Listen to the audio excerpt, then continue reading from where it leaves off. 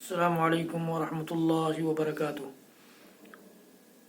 بسم اللہ الحمد للہ والصلاة والسلام علی رسول اللہ ومن تبعہ ووالہ وبعد۔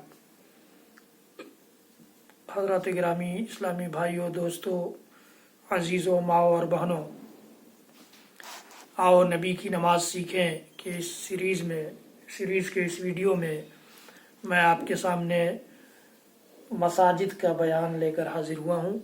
مساجد کے سلسلے میں کچھ اہم باتیں آپ کو دو چند ویڈیوز میں بتانے کی کوشش کرتا ہوں۔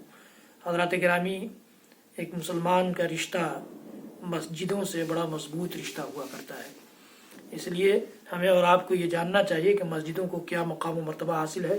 اللہ کے رسول صلی اللہ علیہ وسلم کا ارشاد گرامی مجھے یاد آ رہا ہے، جس میں آپ نے فرمایا کہ احب البلاد الی اللہ تعالی مساجدها، کہ سرزمین میں، پوری زمین میں اللہ تعالیٰ کو جو پسندیدہ جگہ ہے، سب سے زیادہ پسندیدہ جگہ جو ہے وہ اس زمین میں مسجدیں ہیں، جن کو اللہ کا بندہ نماز کے لیے، اس کے سامنے رکوع سجدے کرنے کے لیے، قیام کرنے کے لیے، اللہ کی عبادتوں کے لیے، اللہ کے ذکر و اذکار کے لیے بنایا کرتا ہے۔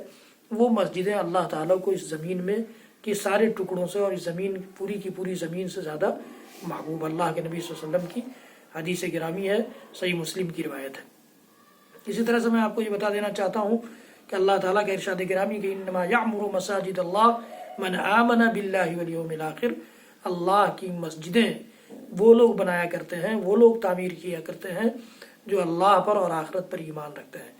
بڑا فضیلت والا عمل ہے مسجدوں کی تعمیر، مسجدوں کو بنانا۔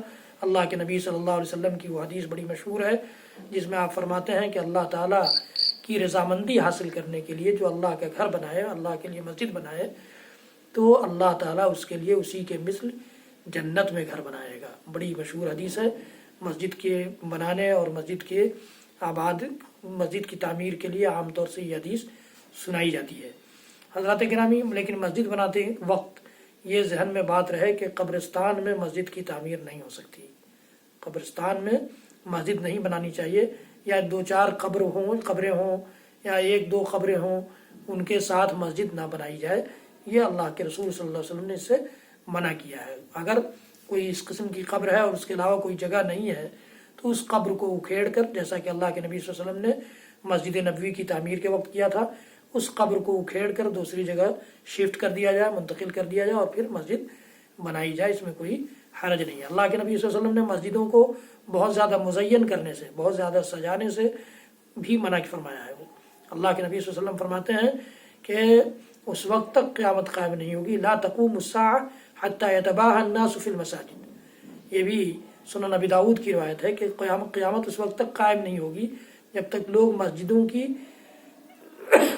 کو مزین کر کے، مسجدوں کو خوبصورت بنا کر کے، مسجدوں میں نقش و نگار بنا کر کے، یا مسجدوں کی تعمیر بڑی اونچی کر کے، بلند و بالا مسجدیں بنا کر کے ایک دوسرے پر فخر نہ کرنے لگیں۔ یہ اللہ کے نبی صلی اللہ علیہ وسلم کی حدیث گرامی ہے۔ اللہ کے نبی صلی اللہ علیہ وسلم کے خلیفہ اور دوسرے خلیفہ حضرت عمر فاروق رضی اللہ تعالیٰ عنہ کہتے ہیں کہ میں نے مسجد نبوی کو تعمیر کرنے کا جو حکم دیا ہے وہ اس لیے کہ لوگوں کو بارش کے پانی سے بچایا جا سکے۔ چھت بنانے کا اس لیے حکم دیا ہے کہ لوگوں کو بارش کے پانی سے بچایا جا سکے، ورنہ مسجدوں کو رنگوں بہت زیادہ نہیں، بہت زیادہ اس میں سجاوٹ مت ڈالو، بہت زیادہ اس کو عالیشان مت بناؤ، سجاؤ نہیں، آراستہ مت کرو۔ یہ حضرت عمر بن الخطاب رضی اللہ تعالیٰ عنہ نے فرمایا تھا۔ اسی طرح سے مسجدوں میں جو جانمازیں بچھائی جاتی ہیں، جو مصلے بچھائے جاتے ہیں، وہ بھی سادگی اس میں ہو تو زیادہ اچھا ہے، نقش و نگار نہ بنے ہوئے ہوں، بہت زیادہ رنگین نہ ہو۔ اسی طرح مسجدوں میں گھنٹے والی گھڑیاں پہلے لگائی جاتی تھیں، ان کے علاوہ کوئی چارہ نہیں تھا، وہی گھڑی ہی چلی تھی، وال گھڑی، دیوار گھڑی تو لوگ لگایا کرتے تھے، لیکن اب تو اس قسم کی گھڑیاں بھی بہت کم ہو گئی ہیں۔ لیکن اگر اس طرح کی کہیں گھڑی ہے تو بجنے والی گھڑی نہ لگائی جائے، دوسرے کی عبادت گاہوں سے یہ مشابہ ہو جاتا ہے اور مشابہت لازم آتی ہے۔ یا کسی فنکشن میں آج کل لوگ بہت سارے جشن بھی مناتے ہیں، تو مسجدوں میں بھی جشن منایا جاتا ہے، اور مسجدوں میں جشن منانے کے وقت لائٹنگ کا اہتمام کیا جاتا ہے، قمقمے لگائے جاتے ہیں، جھنڈیاں لگائی جاتی ہیں، بڑے بڑے جھنڈے لگائے جاتے ہیں، ان سب سے گریز کیا جانا چاہیے۔ مسجدوں کے آداب و احترام کے خلاف ہے یہ چیز۔ مسجدوں سے متعلق یہ ایک چھوٹا سا ویڈیو ہے۔ مسجدوں کے سلسلے میں اور کچھ باتیں کہ مسجدوں سے کس کا رشتہ ہوتا ہے، مسجدوں میں جانے کی کیا فضیلت ہے، اس قسم کی کچھ باتیں ہیں، انشاءاللہ آئندہ کے ویڈیو میں آپ سنیں گے۔ رب العالمین ہم سب کو کہنے سننے سے زیادہ عمل کی توفیق دے، مسجدوں کی تعمیر میں حصہ لینے کی توفیق دے، اور مسجدوں کو آباد کرنے کی توفیق عنایت فرمائے، اور جن جگہوں میں مسجدوں کے بنانے سے یا جس قسم کی زیبائش و آرائش اور آراستگی سے اللہ کے نبی صلی اللہ علیہ وسلم نے مسجدوں کو منع کیا ہے، ان سے ہم باز رہیں اور مسجدوں کو آباد کرنے والے بنیں۔ مسجدوں کو ایسی جگہوں پر نہ بنائیں جہاں اللہ کے نبی صلی اللہ علیہ وسلم نے منع فرمایا ہے۔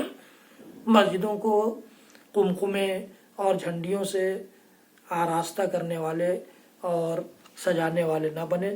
حضرات گرامی، یہ ویڈیو بھی آپ زیادہ سے زیادہ تعداد میں شیئر کریں تاکہ آپ کے لیے، میرے لیے صدقہ جاریہ ہو۔ میرا چینل سبسکرائب کریں، بیل آئیکن دبانا نہ بھولیں، اور فیس بک پر لائک بھی کریں۔ رب العالمین ہم سب کو کہنے سننے سے زیادہ عمل کی توفیق دے۔ وصلی اللہ تعالی علی نبینا محمد وعلی آلہ وصحبہ وسلم۔ سبحان ربک رب العزۃ عما یصفون وسلام علی المرسلین والحمد للہ رب العالمین۔ والسلام علیکم ورحمۃ اللہ وبرکاتہ۔